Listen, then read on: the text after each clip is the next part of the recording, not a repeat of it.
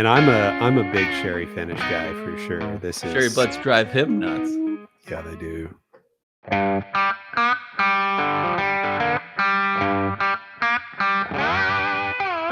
Welcome once again to Chill Filter, the podcast where we drink whiskey so you don't have to, but you probably should. Hey, you probably are. That's why we like you. That's why you're listening. That's why you've listened to 4 episodes and you're hooked. Here is a way you can support us. Yeah, you're hooked. Way you can support us this week, some business for this week. We are so appreciative of the comments and the uptick in comments lately on our YouTube videos. Keep that up. Even if you're just here to say something like Dramhound said the other day, we're like, I like turtles. Or no, that was Paul Clarkson, I think.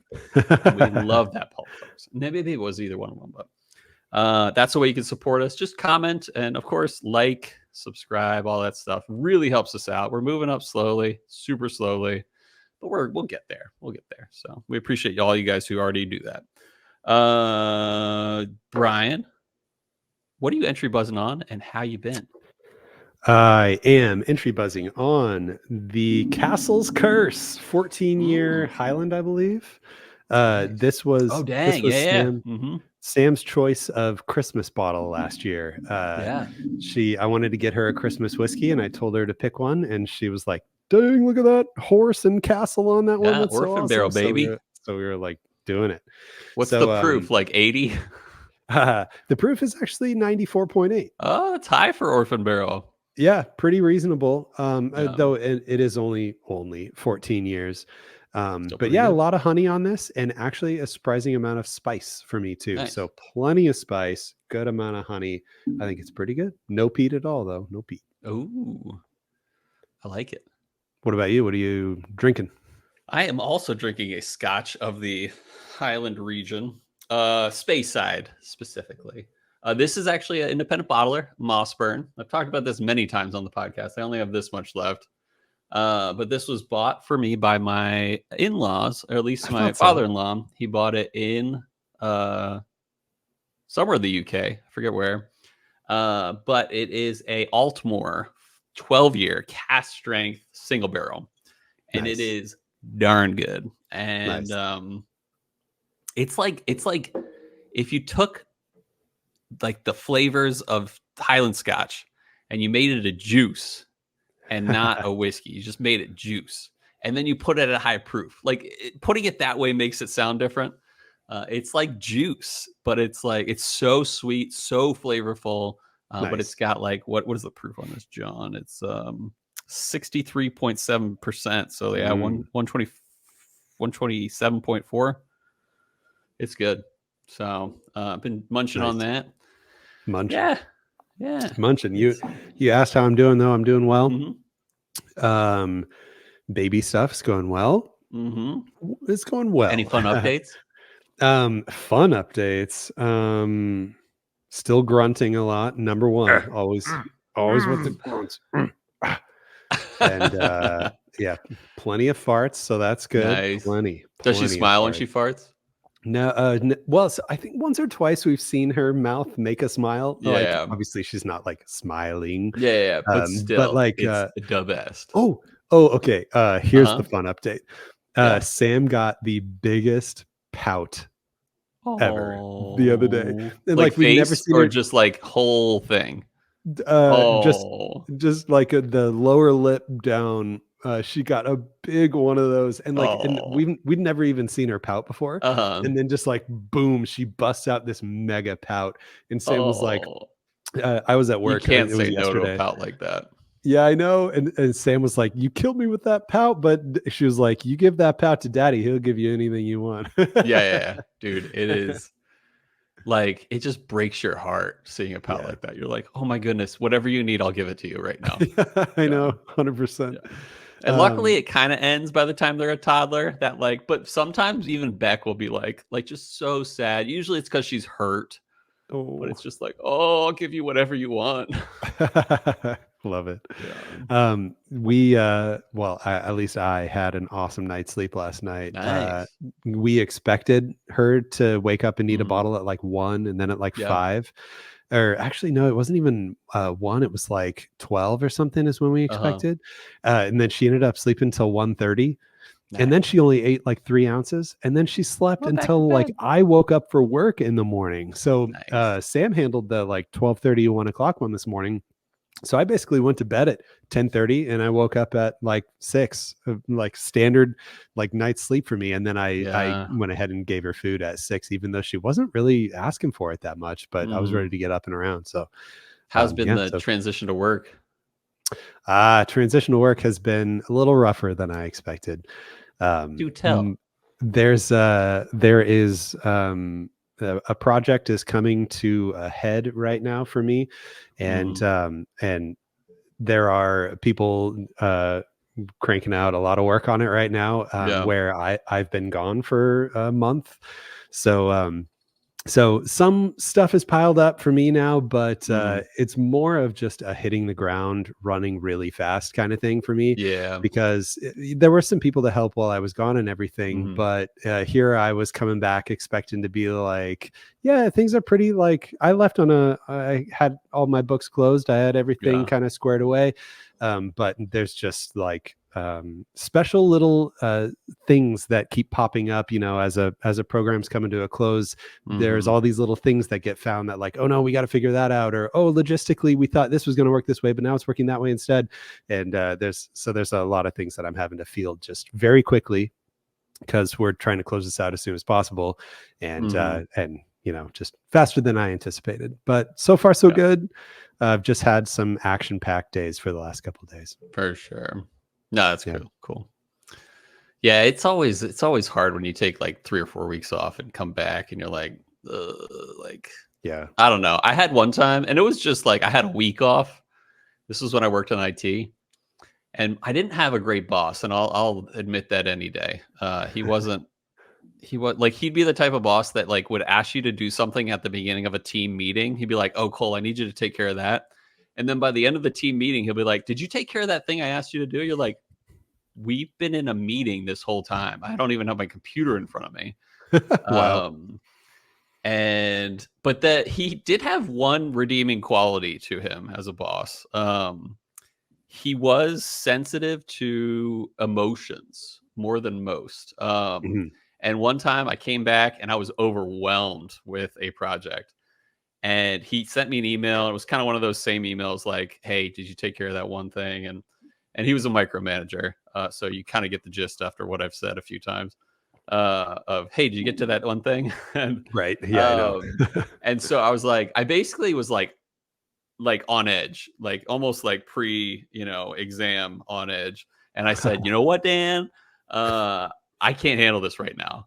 And he like totally backed off. And he totally like took it in a very good way.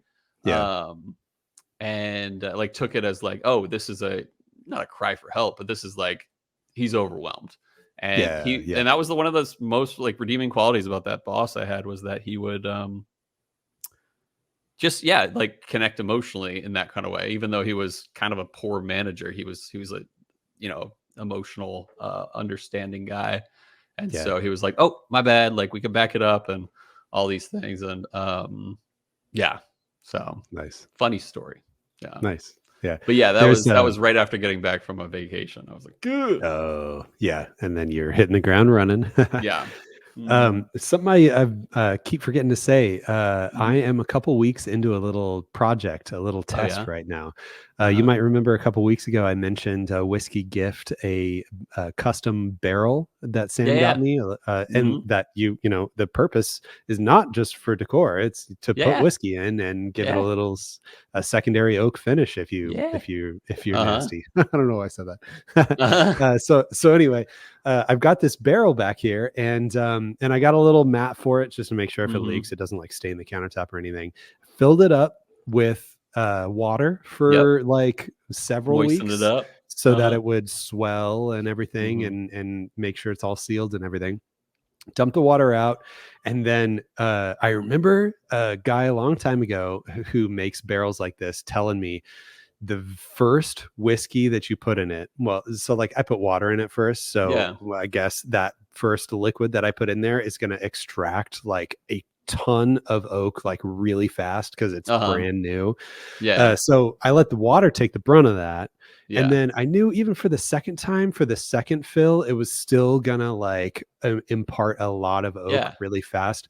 So I didn't even care like to try to do something real. So I just took a bunch of whiskeys that are like the absolute bottom of the list. Just, I do not care about these. I could just pour these down the sink and don't even care. And I dumped all those in the barrel just to fill it up. And it's rye and it's bourbons. And I think I actually kept it to rye and bourbons. I at least didn't go too crazy. Didn't throw like peated scotch in there or anything. But I filled that barrel up with just some garbage blend whiskey. And I was like, I should at least make this scientific and see exactly what the barrel does to this over several weeks. So I kept 2 2-ounce Boston rounds from the initial fill. Oh, smart. And I've got 2 2-ounce Boston rounds from after week 1, and then 2 more from after week 2, and I'll go week 3 and week 4, and then I'll taste through for the 0, 1, 2, 3, 4 weeks, and just to like see like what sort of flavors does this barrel impart on this garbage whiskey that's in there. And then after that, I'll take it seriously. I think I've got, I think the number one thing that I overbought on in my life is Elijah Craig barrel proofs. I've got so many Elijah Craig barrel proofs.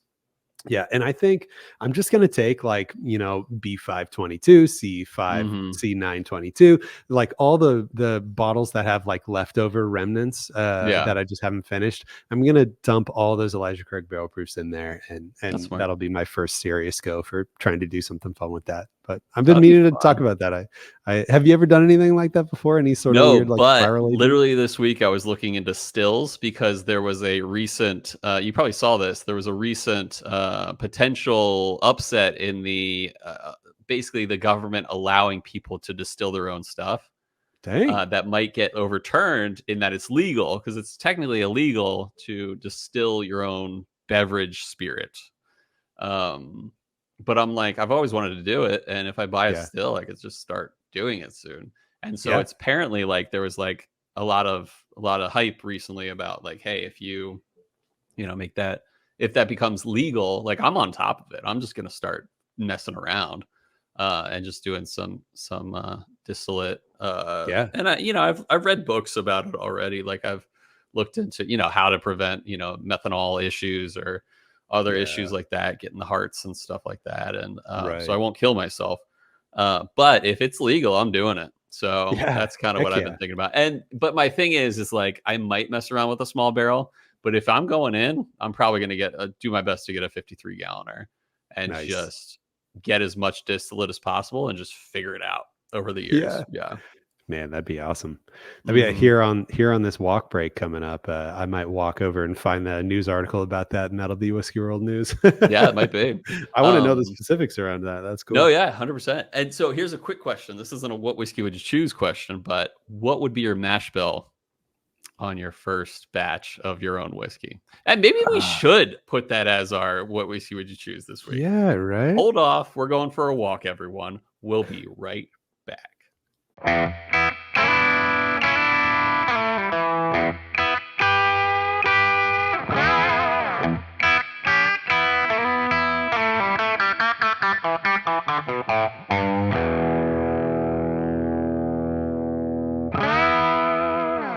Hey, welcome back. We are back. It is break over. You know how it goes.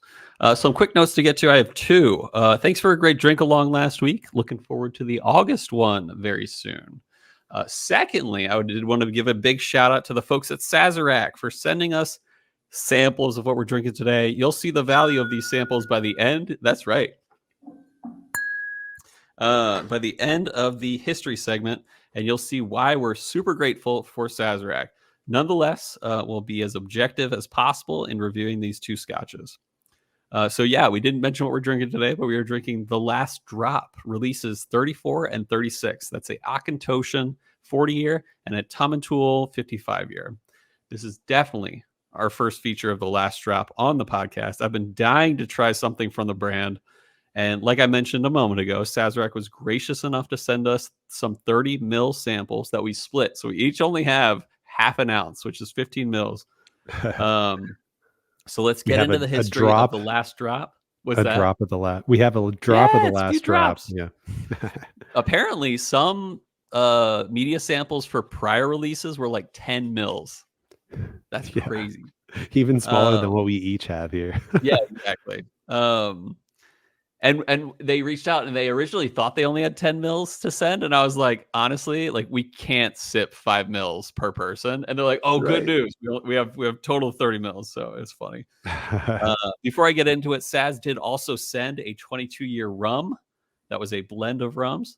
But since this is a whiskey podcast, we decided to just go with the scotches today, not feature the rum on the podcast. Last Drop Distillers. And that was release number 33 was the rum. So yeah, Last Drop Distillers. We talked about independent bottlers before. Companies like Gordon and MacPhail, Compass Box, Signatory. For the most part, these independent bottlers buy special barrels of whiskey that they did not make themselves, mostly Scotch, but not necessarily Scotch, and sell bottles in the form of single barrel offerings or maybe even small, potentially large batch whiskey. I have a Signatory downstairs, a single barrel of a Glen Grant 13-year at cast strength. It's pretty darn good. I have this Mossburn that I just mentioned with a bottling of Altmore that is, like I said, incredible. High proof juice, literally, but not literally. But we've talked about this before. What makes an independent bottler different than a non-distilling producer or an NDP? Well, there are a few things, but the big two things that separate the two, in my opinion, from your typical NDP from an independent bottler is one, transparency, and two, an appreciation for a single barrel. Not always the case for one or two. But these, that's really the big reasons independent bottlers have a better reputation than NDPs. Not that all NDPs have bad reputations. But I love the fact that they are very transparent and they can appreciate a small batch product. Most independent bottlers will be like, check out this single barrel from Aberlour that's aged longer than most releases you get from the Aberlour catalog. Or check out this blend that we have from 12 specific distilleries that we mentioned. So they're usually very transparent, unlike a lot of NDPs. That give away as little info as possible about the source of where they get their whiskey. And most, but not necessarily all, independent bottlers are taking advantage of smaller options, like just a single barrel or a very small batch. And each bottling is so different from the next. And that's the point about independent bottlers. Most actual distilleries are putting out good, consistent stuff. But where do you go when you want something that's inconsistent? You go to an independent bottler. And anyways, let's talk about the Last Drop. The Last Drop is a independent bottler. They are owned by Sazerac, the company known for distilleries like Buffalo Trace, Barton, A. Smith Bowman, brands like Colonel E.H. Taylor, and Fireball. Though Sazerac is an American-owned company, the Last Drop is based near London. But the Last Drop's mission, according to them, is, quote, to seek out the world's finest, rarest, and most remarkable aged spirits to share with our discerning customers. Our philosophy is demanding, but meritocratic. The quest for the liquid and not the label, unquote. They've had many releases. This is their 34th and 36th, what we're drinking now, and that's the most recent. But some big releases in the past are the ones that caught my eye, at least on their website. Release 30 was a 20 to 40-year-old Japanese malt blend. Dang. Release 24 had an output of only 20 bottles, but it was a bottling of Buffalo Trace bourbon from 1983. Oh my God. I don't know the age, though. It didn't give away the age, but it was as old as 1983. Crazy. Release 16 was a 56-year blended Scotch. I think that was the oldest release they had. Yeah. But what's cool about what we're drinking today is that it's not blended. These are both single malts. And one of them is the oldest single malt they've ever put out as a company. Meaning, not multiple distilleries. Let's talk about the first one. The first release 34 is a 40-year-old Auchentoshan. Auchentoshan is still around and has been around for over 200 years at this point. It's a lowland distillery, so it's not in the Highland region. It's not in the Isla. It's not an island. It's not a Speyside, and it's not a Campbelltown. It is on the low end of the mainland. It's right near Glasgow, which is pretty south for a Scotch distillery. Lowlands are known for their non-peaty, oily, and less intense flavors than other options. There was only 72 bottles of this release that were in the outrun. Triple distilled, 40 freaking years old, oldest age I've ever drank-ed, which I haven't yet, but I will. And then I'll do it in a moment. And it's 89.6 proof, so almost 90 proof. Here's where it gets fun. The price of this is 4,200 pounds, which converts to about $5,400 per 700 milliliter bottle. That means that our total 30 milliliter sample, in terms of value, that we both split, is actually worth $232 of liquid. Dang. And then I'll go to the Tomintoul. It was released 36. This is a 55-year-old. In terms of single malts, this is the oldest Last Drop has ever bottled, as I mentioned. You don't hear much about Tomintoul, but they've been around since 1964, which means they produced what we're drinking today within about 4 to 5 years after opening their distillery. Based in the Speyside region, there was a 582 bottle outrun from total of 6 barrels that when they were combined and finished in an Amoroso butt. For those who are from Philadelphia, that doesn't mean an Amoroso roll. Shout out to you, Sean and Bryce, who are Eastern Pennsylvanians. So wait, what is? Do you know what that type of butt is? Sherry. It's a fancy sherry. Amoroso is a fancy sherry. Okay, but cool. It's also a type of beautifully made bread from the Philadelphia area. Cool. Yeah. Next time you're in town, I'll show you one. Nice. Based in the Speyside region, I already mentioned that. Amoroso butt for 20 more months on top of their 55 years. I don't know if it's on top of. I don't know how that works. I looked into it, couldn't figure it out quickly. 41.7% alcohol by volume on their website. It also says 81.4 proof. Math error. Catch that one? Uh-oh. Nope. Yeah, if it's 41.7% alcohol by volume, it's 83.4 proof, not 81.4 proof. So I imagine the ABV is correct because it's on the bottle. Yeah. Right. Anyway, price per 700 milliliter bottle is 6,600 pounds, which is equivalent to $484, which puts the value of our split samples at $364 of liquid. 364 for each of us? No, total. Okay. So, but you're getting like $180 plus worth of whiskey. This little, you see the line in there? See, yeah. That's not much. I mean, my little $180 is a lot thinner of a bottle. It looks like the same, but it's a lot thinner bottle than Bryan's. Sure, Cole. Sure. Yeah.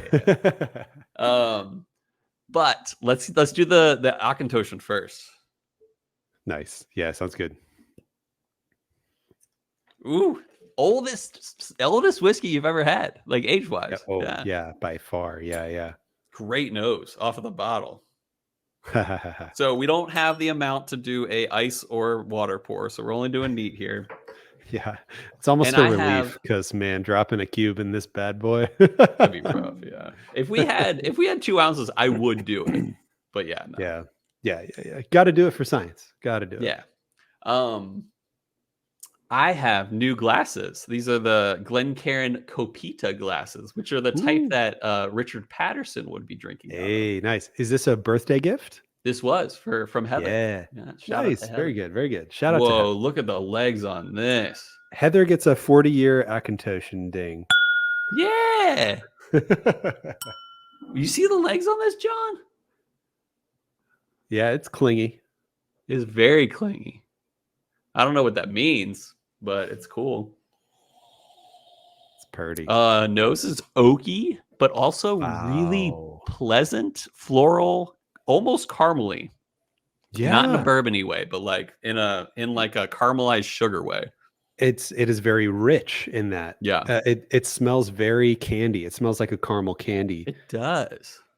You getting those floral notes though? Yes, I was just gonna say that. It's Yeah. there's a balance there with the caramel and the floral where like Mhm. it's two different Yeah. things, but they're in balance at the same time. But the oak prevails. I mean, the Yeah, it's strong. oakiness of this is But it's not kind of like insane. unpleasant oak. It's like you could tell there's oak in it No, though, no, no, at no. least on the nose. Because there's a balance with a lot of other flavors that are required of something this age and deliciousness too. Totally. I'm intrigued with the second pour too, because the second pour was sherry finished, but this wasn't. And sounds like this was only one single barrel or cask. Is it good? Yeah. Oh man. Wow. Oh man, and the finish goes.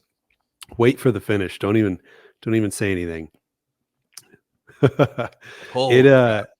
yeah. It is That's a the 40-year-old finish Scotch, is man. still going. Maybe I'll talk about the finish first because it's still going. It is a very, very light spice on sweet oak with a little bit of caramel. A lot of the nose notes coming through on this finish. But the thing that I said a little bit of spice first because I think that's the most dominant thing for me on the finish. It's all very well balanced, but my favorite thing about this is that only just the slightest bit of spice hanging on to the sides of my tongue while the finish just keeps going. And it's still going now. It's amazing. I'm getting a little like not tropical, but like a banana fruit now Okay. that like the finish is basically done and it's just residual now. But I'm getting a nice like mellow fruit in my mouth. I'm getting like a interesting herbalness on the Ooh, mid palate. okay. Like when I first drank it, it was almost like a strong tea. And I'm not talking herbal in like it's almost like a grassy herbal. And I'm not talking like straight grass. But this is on the mid palate, but the finish is like, yeah, fades to this buttery, sweet, floral. And I guess floral actually and herbal work together here. When I say herbal, it's like as if you were to Yeah. put some petals into water and let them steep for a little bit. Like that's kind of the herbal I'm talking about. This is Yeah. And very floral. I am definitely more herbal than floral. Mm, And I'm almost too grassy. yeah. And I don't mean that in a Ooh, that's negative good. way. It Mhm. is vegetal in that Yeah. sense.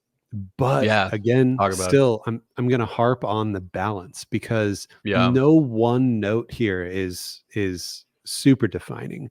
I picked out the light spice earlier because it's my favorite note, but Mhm. there's so much going on at the same time that just keeps it all incredibly balanced.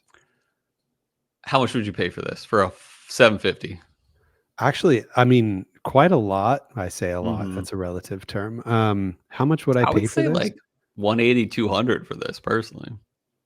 Well, to me, okay. I was gonna say Redbreast 27 Yeah. level. This like impresses me Yeah. to that Yeah. sense. The price of Redbreast 27 has gotten a It's what, little like out of 400 control now? lately. Or no, But that's always like, 500 plus. They're like 650 now or something. dude, I don't know if it's regionally different, but Redbreast 27s at Total Wine in Phoenix now are over 1,000.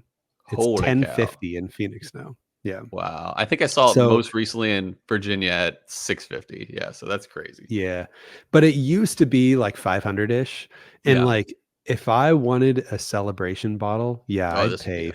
I'd pay 500, 650 for this, Mhm. I would not But it'd be would you the pay most for it expensive for bottle. just the price or the fact that it's a 40-year-old Scotch? Oh, well, I'd be paying that price because I'm it's a sorry. 40-year-old Scotch, but Yeah, but is it just for the taste rather, not the price?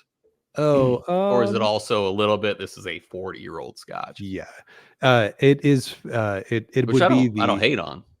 Yeah, it would be the open shelf piece. That's like the number. It'd be in the glass cabinet over here, and it would be like somebody just told me they're having a baby, so I'd be like, let's bust out the 40-year-old Scotch. But yeah, this is the once every couple of year kind of bottle buy for me at many $100s. Yeah, for sure. Like this I wouldn't hesitate at about 200. It'd be hard to go much higher. Would I spend $8,000 or what was this? This was $5,400. No, but it is incredible. Don't get me wrong. And to even bring up Redbreast 21-27 range is like this has notes that remind me of an older Irish whiskey, like really 100%. Fruity, really tropical, but also like well-defined notes. Yeah, it's and I'm going for when you get little bit. Nice, go for it.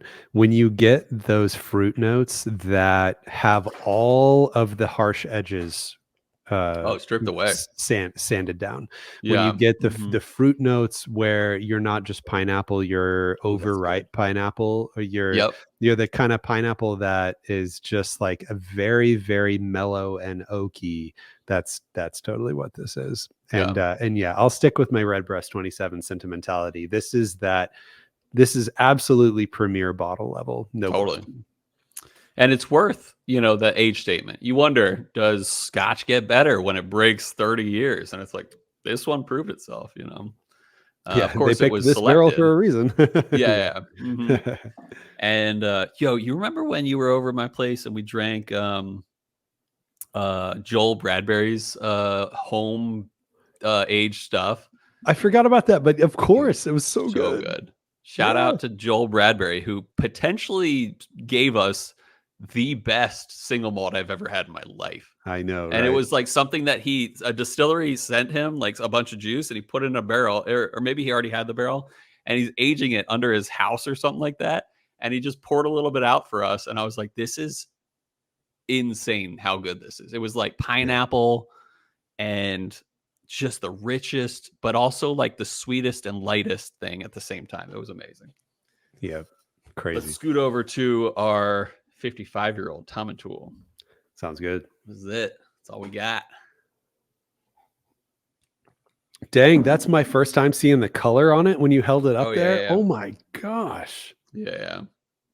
It is darker because of that Amoroso roll. You know what I'm saying, Philadelphians? Oh my gosh. And I'm a big sherry finish guy for sure. This is sherry butts drive him nuts. Yeah, they do. Look at that color. Back here.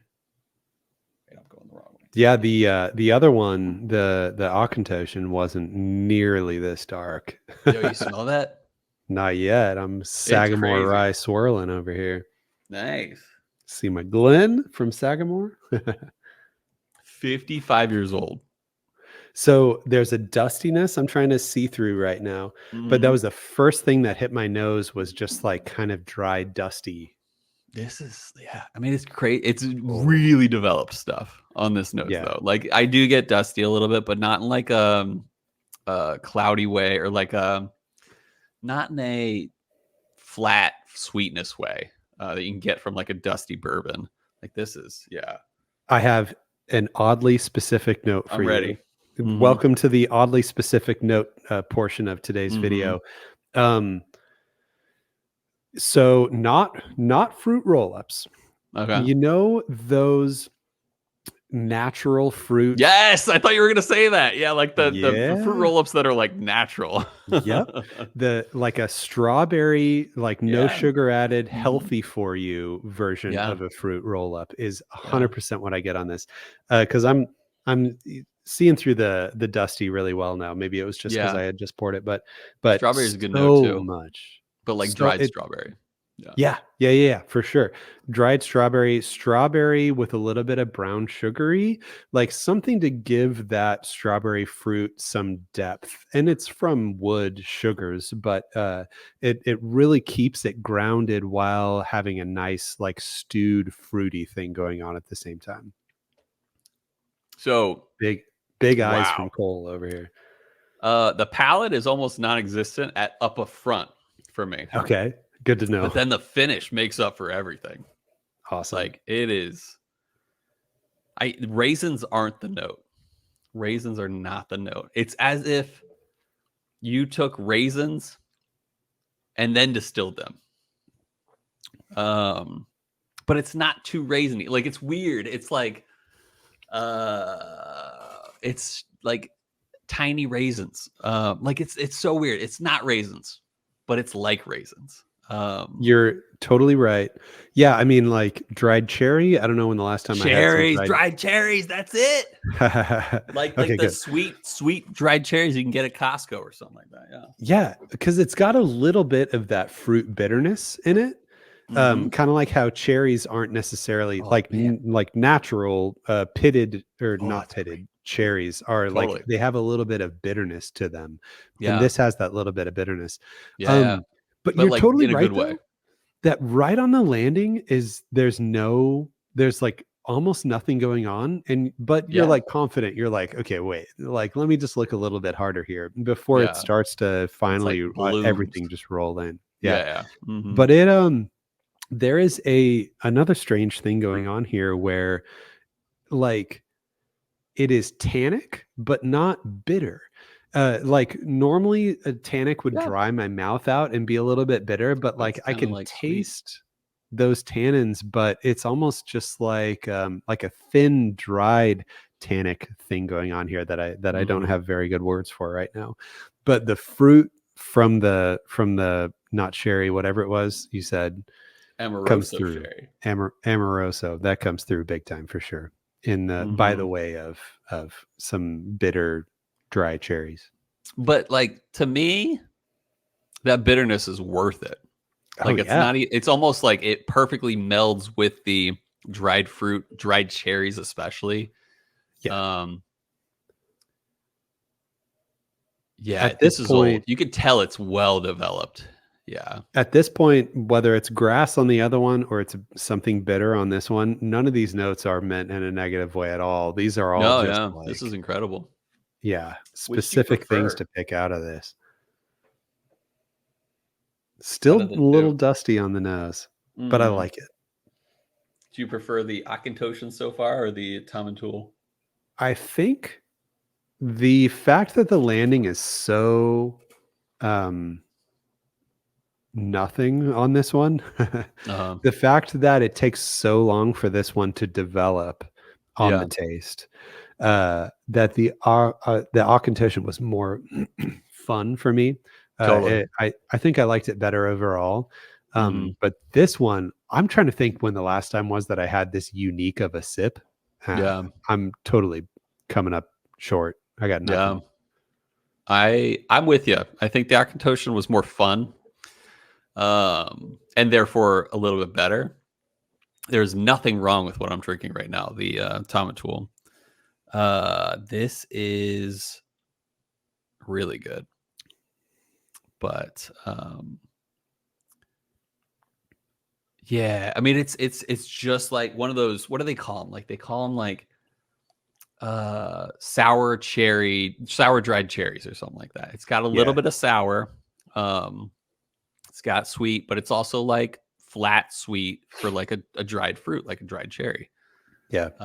Best note of the day for this one is just dried cherries. Yeah. And while the Auchentoshan had this well-roundedness where there were a lot of things in balance that were all really impressive to taste together at the same time, and there was not one particular note I could say stood out.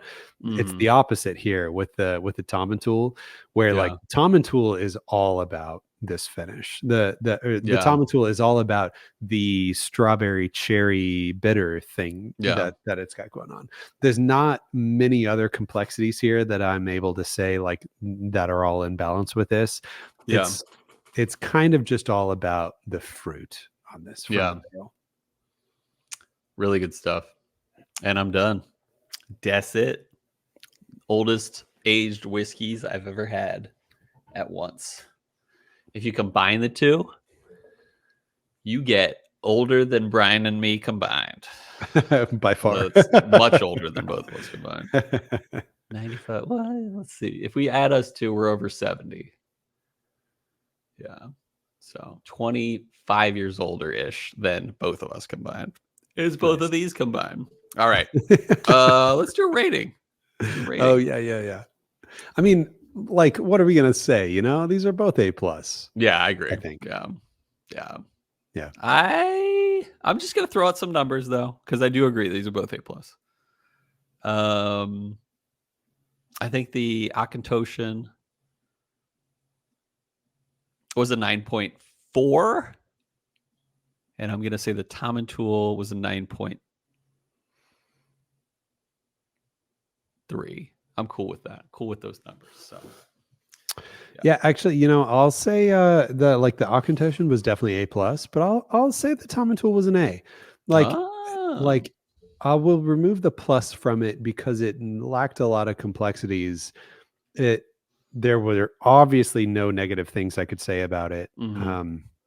Didn't have a single negative thing to say. So it deserves an A. It is fantastic. It is impressive and incredibly unique. But the Auchentoshan was just like good stuff on another level. It was definitely, the Auchentoshan was one of the best scotches I've ever had. Oh yeah. And it was lighter, brighter. The Tomintoul was darker, denser. If that makes any sense. Big time. Big time. And I have a feeling it had to do a lot with that sherry finish. But all right. Now that we've talked about ratings, we've given our ratings. I think it's time for our next segment of the show. One that we like to call Whiskey World News.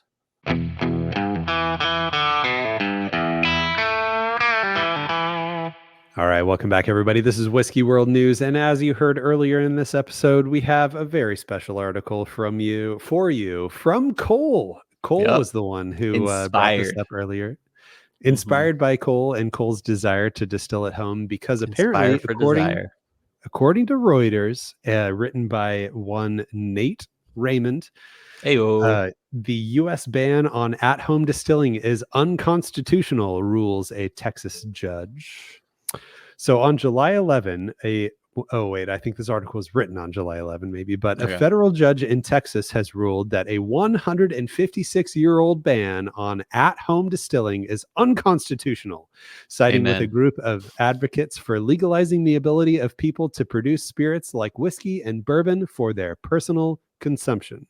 U.S. District Judge Mark Pittman, an appointee of Republican former President Donald Trump in Fort Worth on Wednesday, agreed with the Hobby Distillers Association lawyers that the longstanding ban exceeding Congress's taxing power and ran afoul on the U.S. Constitution's Commerce Clause. Dang, that was a heck of a sentence. He issued a permanent injunction barring the ban from being enforced against the Hobby Distillers Association members, but stayed his decision for 14 days so the government could seek a stay at the appellate court level. Yeah, that's new to me. I'm not sure about that. Devin Watkins, a lawyer for the Texas-based hobby group at the libertarian think tank Competitive Enterprise Institute. I'm not surprised. Okay. Said in an email, the ruling respects the rights of our clients to live under a government of limited powers, says the libertarian think tank Competitive Enterprise Institute. Yeah, exactly. The U.S. Department of Justice, which defended the law, did not respond to a request for comment. The hobby group, along with 4 of its 1,300 members, sued agencies tasked with enforcing the ban in December, arguing the government's regulatory reach could not extend to activities conducted within their homes. Nice. They filed their lawsuit against the agencies, including the Alcohol and Tobacco Tax and Trade Bureau, TTB, a division of the U.S. Department of the Treasury that regulates and collects taxes on alcohol, and the Justice Department, which can prosecute felony violations. Skipping to a quote. While prohibiting the possession of an at-home still meant to distill beverage alcohol might be convenient to protect tax revenue on spirits, it is not a sufficiently clear corollary to the positive power of laying and collecting taxes. Cole, are you going to go buy a still now? Yeah, I am. Okay, wait. Does this only apply it's in gonna Texas? happen. What's Because that? like they would have to federally agree Yes, to this as well, but right? So like, this let's so say far, the wheels are in motion. yeah. All right, nice. Yeah. So I mean, it doesn't sound like the government has clapped back yet. So Man, if there was a way to do it in like small quantities. I mean, I'm sure uh-huh. there is, but like if there Yeah, was a way that I could have a still set up that only took like a small corner of one room of my house, you then could. I would begin to That's negotiate. my No. plan is like 5 gallons, like a still that's a 5 gallon still. Like, Yeah. and I then just have I'm not planning on putting together like George from A. Smith Bowman. Um, I am 100% planning on making a bunch of batches and then barreling that. One yeah, day when that happens, one day. one day. Hmm. Well, maybe I can talk Sam into that. That'd be a lot of fun. Yeah, yeah, we could do it together. You do a rye, I do a bourbon. Dude, I know, right? And if you lived here, we could make a brewery. Dude, that would be so fun. Yeah, that'd be amazing. So, All right. Well, but what do that you say? leads to Yeah. our what whiskey would you choose this week. But before we get to that, do we have last week's results? So last week's results are still in the making now, Oh, but that's I right. will give you a little teaser on it. Maybe we'll give you Nice. a full update later. But last week we asked you how much would you pay for Russell's 15? If if you were able to come up with your own price, you just wish it was this price while Yeah, being reasonable at the reasonable. same time. Yeah. But first, I wanted to poll. And the way I structured this poll was if you wouldn't buy it at all, nah, I don't even care. If you wish it was under MSRP, if you think Hmm. MSRP is a little too high, Nice. or if you're willing to pay more than MSRP up to what the current secondary value is. And then if you're like, all bets are off, man, I will pay whatever it takes. I don't care how much it is. So it was 4 categories here. And Okay. so as of now, we've got 60% of people saying that they wish it was under 250. So Okay. majority of people are wishing it was under 250. Nice.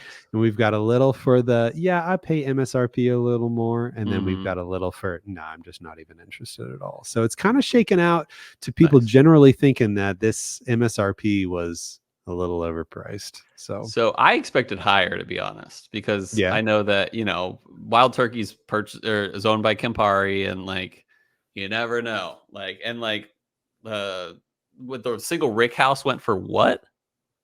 Do you remember? 3 to Yeah. So 350. I It was might have even expecting the been 15-year to be like $400. yeah, me too. But that being said, I said last week I wish it were 180 or 200, I think. Yeah. And I found it this week and I bought it for 250 plus tax. So we'll be That doing was an episode actually on that soon.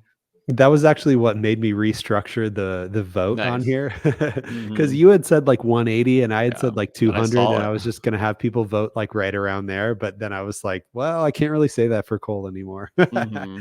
But Yeah. I'm not gonna read the write-ins, but we do have write-ins from all across the board. So Nice. hoping to see some Anyone new? more. What'd you say? Anyone new? Oh, anyone new? Actually, yeah. Shout out to my buddy Josh. He wrote in for the first time here. Hey, I'll read his. Josh appreciate it. wishes that it was 120. That is his Nice. willingness to pay top end for I would pay Russell's 120 15. for it. That's for Heck sure. yeah, I'd pay 120 also for it. That sounds good to All me. right. So maybe we'll cover more next week. Definitely. But this week, since we just discussed our whiskey world news, let's say you get yourself a still and you just start messing around and you're like, whatever comes out of this still, I'm going to do my best to do it safely and do it, in a healthy way. But you're going to put it in a barrel and you're going to age it and you're going to taste it as you go and see how good it tastes every month or every week or whatever. But let's say you got a big barrel of it. But what is your mash bill? Yeah. That's a good All right. Yeah, for sure. Okay, so I figured this out already. I thought about it. Okay. So I'm a rye guy. I love Uh-huh. ryes. So I definitely want rye in there. But what I Okay. started to think was I don't want too much rye in there for my first go. Because Totally. like Certain rye ryes can be is overwhelming. delicate, overwhelming, especially if you Mhm. don't know what you're doing. And this is kind of like your first time around. I feel like I want a decent amount of corn in there as as sounds like padding. Sazerac Rye's up your alley. Yeah, maybe. I want like the assurance. I want the sweetness. I want the Totally. safety of a lot of corn. And Mm-hmm. now I say a lot, but here's my mash bill. Okay. Let's see if I did this math right. 75 corn, 20 rye, 5 5% multi multi bees. bees. So I want a good amount of rye in there. It's a high rye. Yeah. 20% is a high rye. Yeah. But with 75% corn, that's enough that it makes me feel a little safe that there's Yeah, you're gonna safe be a with corn. decent amount of sweetness in there. Yeah. I like that. We're not the same, but we're close. I would go weeded bourbon here. And Ooh. my second mash bill, I assure you, is going to be a rice grain mash bill. Yeah, of course. Because Yeah. you got to just start with something classy and something, not that rice whiskey isn't classy, but you got to start with something trusty, like Yeah. trustworthy, and like it's been done before and it's been done well. So I would go weeded bourbon. I'd probably go about like 80 corn, 12 wheat, 8 multi bees. Nice. Yeah. Mm-hmm. Yeah, plenty of corn. Yeah. And I feel like, sometimes too much wheat is like, well, it depends on many, many, many variables, Yeah. but I've tasted some whiskeys that have a lot of wheat in them where like Mm-hmm. it ends up coming up short in terms of mouthfeel. It ends up Yeah. being thinner than I wanted it to be, which just Mm-hmm. kind of ruins the whole thing entirely. Where like Yeah. having a lot of that corn, thick, sweet, Get that I corn in think. there. Yeah. What are we drinking next week? Did we figure Ah, that out? well, so, we do have another 13th colony a release Oh, burning that's a hole in our right. pocket here where we could see how that one tastes. We could also put that up in a vote against something else if there was something that you had in mind. I feel like it's been long enough to put Garrison Brothers Balmeria on the table. I love that idea because these are both of them are very, very powerful, Yeah. flavorful whiskeys. Yeah. Mm-hmm. So And Southern. 13th colony, 15th anniversary Yep. against Garrison. What was it? Balmeria? Balmeria. I think it's Balmeria. Yeah. Because we did Guadalupe, so it's Balmeria. Yeah. And this was sent to us from Garrison Brothers, so shout out to them. Yeah. Yeah, let's do that. We'll put it. I'll put the 2-Pick Tuesday this week. Garrison Brothers Balmeria from last year or from this year, 24, and then 15th anniversary, 13th colony. It'll be good. It'll be great. Yeah, and after this, we're recording the final finishing, determining of the season. Oh yeah. Episode of the Reentry Buzz. So I'm excited. Exciting. For that. Where we will find out which one of us loses just a little bit less to the tie count. Exactly. But it'll be interesting because like I won first season, right? Yeah. And then you won the second season. So this is like the tiebreaker season right here. Yeah, that's right. I forgot. So it all comes down to this episode. And then we're changing the rules next episode. So there's going to be a lot less ties, but it'll be fun. So. Nice. Well, I hope, and I'm preemptively hoping here because I actually want you to talk about this. I hope your daddy-daughter date went well. How did it go? Oh, dude, it was dope. Like Nice. I love spending time with my daughter. But yeah, we got some food and then we got some toys and then we got some ice cream. Yay. And she just talks about it all the time. Like her toy that she got, she loves it. And she's basically like, can we do a daddy-daughter date this week? I'm like, we do once a month and you got to be okay with that. And she's like, okay, I'll be good. And it's so, it's so fun to have something that she's like looking forward to and treasuring. And I treasure it too, because it's amazing. Yeah. So love it. Yeah. And then speaking of which, daddy, daughter, daddy, son, whatever you want to call it. It sounds weird when you say daddy, son. For me, it does actually. My dad just so I've talked about this before. My dad about a year ago was diagnosed with stage 4 bladder cancer, and he made a big turn this week. Really? The doctors used the term almost complete remission. Wow. Which is incredible for stage 4 cancer, especially stage 4 bladder cancer. So he's gonna just kind of wean off of the chemo and wean off of the cancer drugs he's on, and he might be like pretty clear. Don't quote me on that. But it was really good news this week that the doctors were just blown away by how well he's doing. So shout out to my dad, Joel Sebald, for being a baller and basically overcoming cancer for now. So yeah, that's awesome. Yeah, shout out to big him. Congrats. Yeah, thanks. Yeah, big congrats to Joel Sebald. But I hope things get even better, and I hope he's around for many more years to come. And yeah, I hope I beat the snot out of you. I hope I like destroy you on this next re-entry buzz. Like I hope it's like definitively clear. Yeah, well, you know what? I also hope that you just absolutely nail a bottle guess and nail every category and I hope get you do too. No, well, how nice of you. Thank you so much. But it's about time you won a 45-2. That's true. Max score. Yeah. It hasn't happened yet, has it? I don't think I really knocked the snot You have out gotten yet, a bottle guess, but you have not got just blown me out of the water. Yeah, I did. Yeah. So, but I hope most of all listeners that our love of whiskey lifted your spirits.